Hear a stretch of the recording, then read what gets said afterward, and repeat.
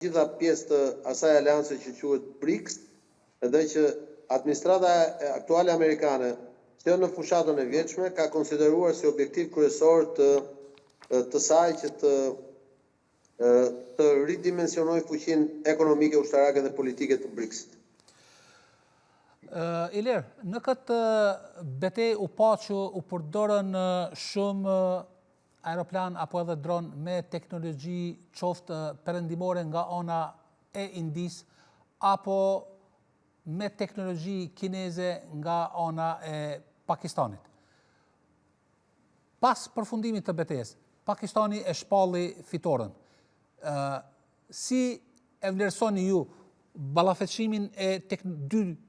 teknologjive pra perëndimore dhe kineze në këtë betejë? Mendoj që është një nxemje, sigurisht që nivelet kanë shkuar shumë lart të dyja palëve dhe mendoj që nëse kjo luftë zgjerohet, sepse unë nuk mendoj që ka përfunduar, jemi përballë një kërcënimi të një lufte me karakter global. Sigurisht që sistemet janë nivele shumë të larta, edhe Kinës edhe të Perëndimit, por ata që vuajnë janë civilët dhe mendoj që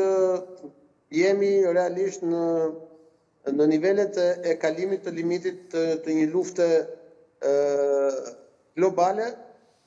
nuk po them botërore, por një lufte globale ku pikërisht sistemet ushtarake të teknologjisë së inteligjencës, teknologjisë ushtarake të niveleve të larta të tjerë, janë duke treguar se ku ka mbritur bota dhe çfarë kërcënimi real kemi, jo vetëm ato që kemi parë në Evropë me Rusisë edhe Ukrainës, por me 52 konfliktet aktuale që ndodhen në botë, ku një nga këta është ky që shumë kërcënues mes Pakistanit dhe Indisë. Shumë u diskutua se kush nga India dhe Pakistani ka alat. Pra ju, si e keni pa pozicionimin e shteteve perëndimore, por edhe shteteve të tjera të fuqishme sot në botë, me kë ato u pozicionuan në këtë konflikt, apo në këtë luftë? Shiko, është për të çuditur, por duhet edhe vënë gishtin në plak.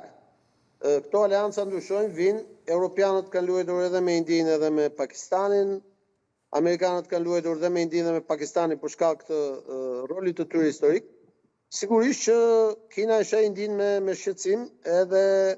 ka forcuar marrëdhëniet me Pakistanin, por mos harroj që marrëdhëniet personale të liderëve ushtarak të Pakistanit me drejtuesit e Pentagonit, sidomos të pjesën e shërbimit inteligjent të Pakistanit që është një nga më të fortët në botë, pra të ushtarakut,